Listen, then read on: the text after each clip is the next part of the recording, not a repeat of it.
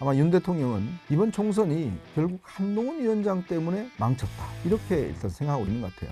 이 문제를 해결하는 해법에 있어서도 여러 가지 지금 갈라지는 게 있습니다. 바로 이 박영선, 양정철 이 카드입니다. 근데 이거는요, 저는 좀 납득할 수 없는 게, 문재인 정부의 검찰총장인 윤석열 대통령과 그 다음에 문재인 정부의 장관인 박영선 총리, 그 다음에 문재인 대통령의 최측근인 양정철 비서실장, 이렇게 되면 아니, 정권을 정말 갖은 고생 끝에 정권 교체를 해왔는데 다 문재인 쪽 사람들한테 넘기자는 건가? 딱 이 프레임에 걸려버리는 거예요.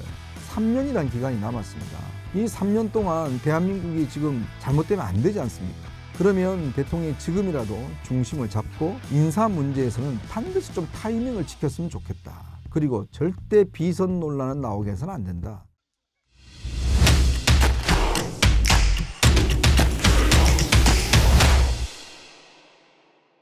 네, 이현종의 해주시죠. 4월 18일 목요일 순서 진행하겠습니다. 4월 10일 총선이 끝난 지 이제 일주일 되어 갑니다. 그럼에도 불구하고 총선에 참패한 지금 여권은 그야말로 혼돈 그 자체인 것 같습니다. 대통령실은 대통령실대로 지금 인사조차도 하지 못하고 있는 그런 상황이고, 여러 가지 이야기들 중구난방식으로 나오고 있습니다. 여당도 지금 갈피를 못 잡고 있습니다. 지금 어떻게 수습해야 될지. 일단 비대위는 꾸리기로 했지만 누가 비대위원장을 맡느냐, 이 문제를 비롯해서 여러 가지 논란이 지금 증폭되고 있는 것 같습니다. 왜 이렇게 여당이 총선 패배 이후에 여권이 갈피를 못 잡고 있을까? 그리고 최근에 나왔던 이 박영선, 양정철 카드, 도대체 이게 왜 이런 것들이 갑자기 튀어나왔을까? 아마 궁금하신 분들이 많을 것 같습니다. 그래서 오늘은 이 부분 관련해서 지금 여권의 위기를 한번 찬찬히 짚어보도록 하겠습니다. 네, 우선요. 윤석열 대통령의 지지율이 지난 2주 전에 비해서 굉장히 많이 떨어졌습니다. 지금 NBS라는 여론조사 기관이 있습니다. 정기적으로 이 여론조사를 하는 기관인데요. 우리나라 굴지의 4개 여론조사 기관이 하는 여론조사입니다. 꽤 신뢰성이 있는 여론조사 기관입니다. 윤석열 대통령의 지지율이 2주 전보다 10%포인트나 하락을 했다고 합니다. 그래서 27%를 기록을 하고 있습니다. 물론 여당의 지지도도 꽤 떨어졌습니다. 국민의힘도 7% 떨어진, 포인트 떨어진 32%를 기록을 하고 있습니다. 상당히 윤 대통령에 대한 민심이 좋지 않은 것 같습니다. 특히 이번 총선 결과를 놓고 누구 때문에 이번 총선이 패배했을까라는 그런 여론조사가 있었는데요. 거의 60%가 넘는 응답자들이 윤석열 대통령 때문이었다라고 이렇게 응답을 하고 있습니다. 물론 선거 책임이야 여러 가지 따져볼 수 있겠지만, 어쨌든 윤 대통령의 불통과 오만, 바로 이런 문제가 이번 선거 표심에 굉장히 결정적으로 작용했다라는 것들이 아마 언론의 일반적인 분석인 것 같습니다. 이 분석이라는 게 그냥 막연하게 내리는 분석은 아닙니다. 그동안 여러 가지 여론조사 결과라든지 과학적인 데이터를 통해서 분석을 한 걸 보면 제가 봐도 이 올해 초만 하더라도요, 한동훈 비대위원장이 들어오면서 한때 여당은 이번 총선에서 160석 정도 가져갈 수 있겠다라는 그런 조사가 나왔습니다. 그게 그냥 헛은 소리가 아니고요. 실제로 여론조사 결과 여권에 대한 전반적인 관심도가 높아지면서 한때는 160석 정도까지 이 지지받을 수 있을 것이다라는 문제가 나왔었는데, 근데 이런 것들이 선거 과정을 쭉 거치면서 계속 지지율이 떨어졌습니다. 지지율이 떨어지면서 당연히 의석에 대한 어떤 이 점유율도 떨어졌죠. 그 결정적 계기가 바로 이종섭 호주 대사의 임명, 바로 이때가 3월 6일로 기억하고 있습니다. 이때부터 의석이 뚝뚝 떨어지기 시작했습니다. 그러면서 황상무 전 시민사회 속의 회칼 발언이라든지 이런 것들이 나오면서 지지율이 상당 부분 좀 떨어지기 시작했고요. 그 다음에 나왔던 결정적으로 바로 이 대파 논쟁입니다. 이 사실은 선거라는 게 국민들 어떤 이 경제 문제, 이게 근저에 깔려 있거든요. 그런 것들을 이렇게 확 드러내줘 버린 결정적인 상황이 바로 이 대파 논쟁이었습니다. 즉 물가가 굉장히 고공행진을 하고 있는데, 문제는 대통령이나 정부 여당이 이런 사안에 대해서 제대로 알고 있느냐, 또 어떤 해결책을 갖고 있느냐, 이 부분에 대한 실망감들이 굉장히 높아졌죠. 사실은 전체 맥락으로 보면 대통령의 이야기는 이렇게 쌀 수가 없다. 근데 이제 875원이 합리적이다.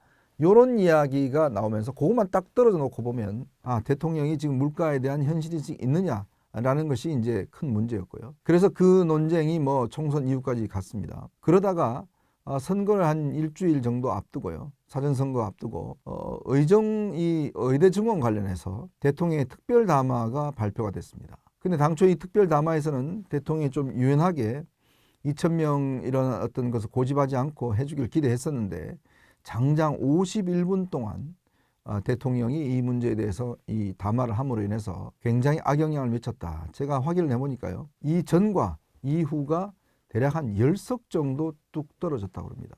그러면서 마지막 이 여의도 연구원의 의석 계산수는 한 90석 정도 지역구에 그 정도밖에 되지 않았다고 합니다. 그만큼 이 고비마다 사실은 이 대통령실의 어떤 이 패착 이런 것들이 실제 선거에 어떤 영향을 줬다 이렇게 분석할 수 있을 것 같은데요. 이제 문제는 이렇게 뭐 선거 패배 뭐 있습니다만은 그 이후에 이거를 수습하는 과정들, 물론 이게 우리가 선거 패배를 예상을 하면 어떻게 수습해야 될지 또 무엇부터 해야 될지, 사실 이번에 나타난 민심은 전체 어떤 득표수로 보면 45대 50 정도였습니다. 근데 의석수는 70석 이상이 벌어졌어요. 근데 국민들이 공통적으로 느끼는 것은 대통령이 좀 더 소통을 했으면 좋겠다. 그리고 국정 운영이 조금 더 유연했으면 좋겠다. 이런 것들의 어떤 지적들이 많았거든요. 근데 문제는 그 이후에 대통령 비서실장이 사퇴를 했고 총리도 사표를 냈고 한동훈 위원장도 결국 사표를 냈습니다. 근데 그 인선을 둘러싸고 이 총선 결과를 어떻게 우리가 받아들일 것인가, 이걸 놓고 굉장히 인식의 차가 있었던 것 같습니다. 우선 대통령실은, 아마 윤 대통령은 이번 총선이 결국 한동훈 위원장 때문에 망쳤다, 이렇게 일단 생각하고 있는 것 같아요. 그래도 지금 이 시간 현재까지 한동훈 위원장한테 전화 한 통 없다고 합니다. 즉 이번 선거 결과의 패배 원인을 당의 선거 캠페인에 있다라고 지금 보는 것 같아요. 아마 이거는 좀 우리 일반 국민들이 보시는 거하고는 좀 눈높이하고는 다른 것 같습니다. 자, 그러다 보니 이 문제를 해결하는 해법에 있어서도 여러 가지 지금 갈라지는 게 있습니다. 처음에는 뭐 원희룡 전 국토교통부 장관을 비서실장을 교체하려고 그랬다가 또 이제 아무래도 야당과의 어떤 이 소통이 원활하겠느냐, 왜냐하면 아무래도 이재명 대표와 맞붙었는데 원활하지 않을 것이다 라는 것 때문에 결국은 이제 이 카드가 철회가 됐고, 그 다음 나온 게 바로 이 박영선, 양정철 이 카드입니다. 근데 이거는요, 저는 좀 납득할 수 없는 게, 물론 총리 정도는 우선 이 협치 차원에서 야당 인사를 할 수도 저는 충분히 있다고 봅니다. 그런데 총리를 이렇게 하더라도 그 전제가 있습니다. 그건 뭐냐 하면 어떤 사람이 오는 게 아니라 사실상 협치라는 거는 그 세력, 즉 야당이 일정 정도 양해를 하고 야당이 동의가 있어야 협조가 이루어지는 거거든요. 그 개인이 오는 거는 뭐 별 소용이 없습니다. 그 개인한테는 좋을지 모르겠지만 전체는 협치라는 차원에서 보면 별 의미가 없어요. 그런데 이걸 지금 뭐 이재명 대표와의 영수회담이나 이런 걸 하기 이전에 불쑥 이게 튀어나와 버렸습니다. 자, 그러다 보니 지금 이 안 자체가 과연 정말 야당과 협치할 어떤 의도가 있느냐라는 데 대한 이제 문제제기가 있는 거죠. 특히 또 두 사람이 다 윤 대통령과 야당 인사지만 꽤 가까운 걸로 알려지고 있습니다. 이렇게 가깝지만 문제는 이 두 사람이 제가 말씀드렸던 그런 절차 없이 불쑥 나오다 보니까 야당도 굉장히 반발하는 것 같습니다. 그래서 제가 알기로는 아마 이재명 대표 측에서 박영선 전 장관 측에 인준 이거 쉽지 않을 거다 라고 아마 좀 경고 사인을 보냈던 것 같아요. 왜냐하면 지금 뭐 192석을 가지고 있는 압도적인 야당이기 때문에 인준 거부를 해버리면 인준이 되지 않습니다. 자, 그러다 보니 이것 또한 지금 문제가 생겼고요. 핵심적인 문제는 바로 양정철 씨의 지금 비서실장 임명입니다. 비서실장이라는 자리는요, 정말 권력의 핵심부입니다. 그리고 인사위원장을 맡고 있습니다. 즉 전체 정부의 어떤 인사를 총괄하는 자리입니다. 자, 그러다 보니 양정철이라는 사람이 어떤 사람입니까? 삼철, 우리가 문재인 전 대통령의 3명의 측근이 있습니다. 전해철, 이호철, 양정철, 바로 삼철이라고 그러는데요. 근데 그런 인물을 지금 윤석열 대통령의 비서실장으로 내세운다?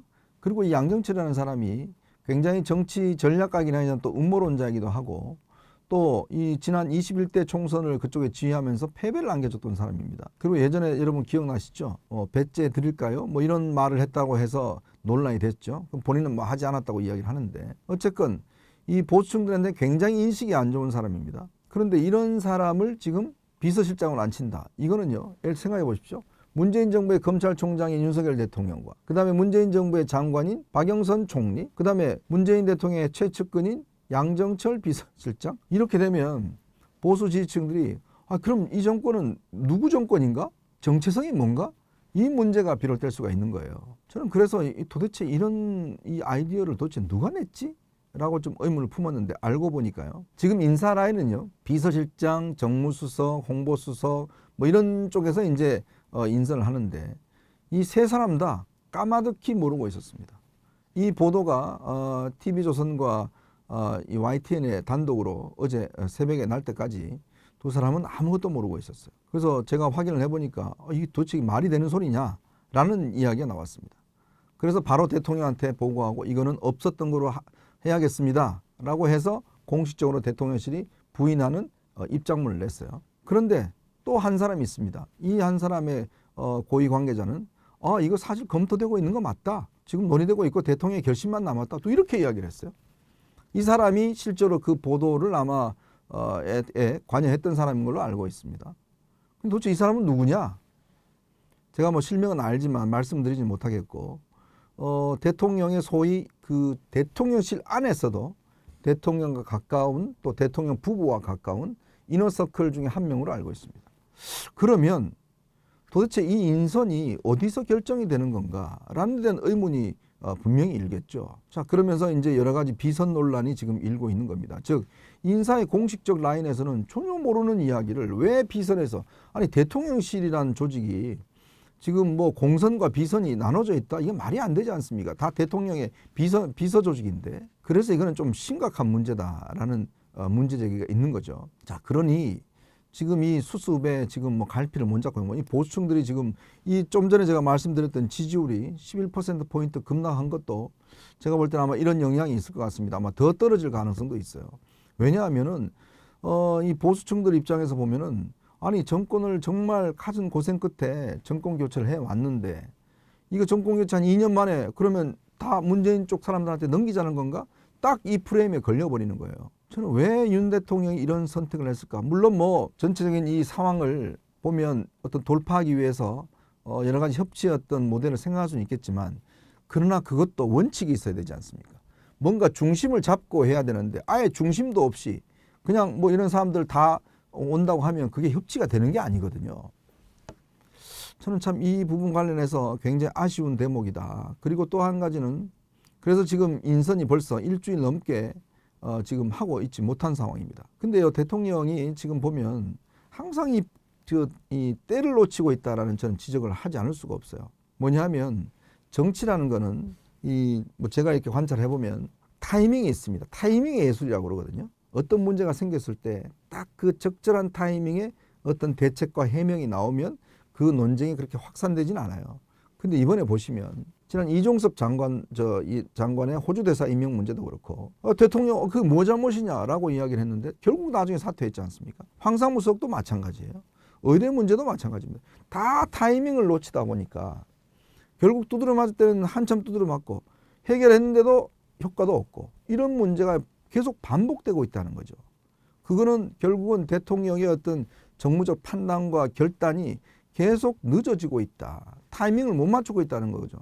제가 이렇게 쓴소리를 하는 이유는 이 문제가 해결되지 않으면 지금 일반 국민들이 보시기에 대통령의 지금 총선 결과가 이렇게 나왔는데도 뭔가 반성하고 있지 않구나라는 그런 오해를 살 수가 있는 겁니다.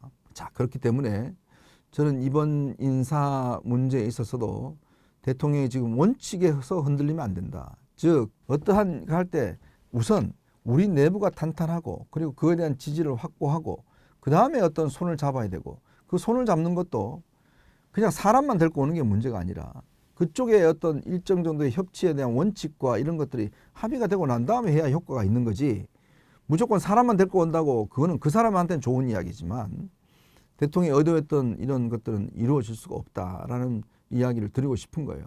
굉장히 중요한 시점입니다. 지금 앞으로 3년이라는 기간이 남았습니다. 이 3년 동안 대한민국이 지금 잘못되면 안 되지 않습니까? 그러면 대통령이 지금이라도 중심을 잡고 인사 문제에서는 반드시 좀 타이밍을 지켰으면 좋겠다. 그리고 이런 인사의 원칙이 자꾸 주변인들의 어떤 휘둘려서는 안 되겠다. 그리고 절대 비선 논란은 나오게 해서는 안 된다.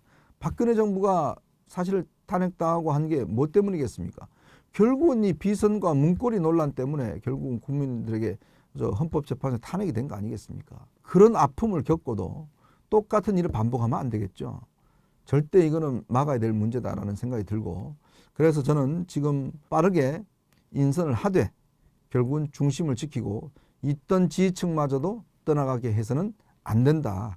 이런 말씀을 간곡하게 드리고 싶습니다. 자, 여러분 보시면서요. 구독과 좋아요, 알림 꼭 부탁드리겠습니다.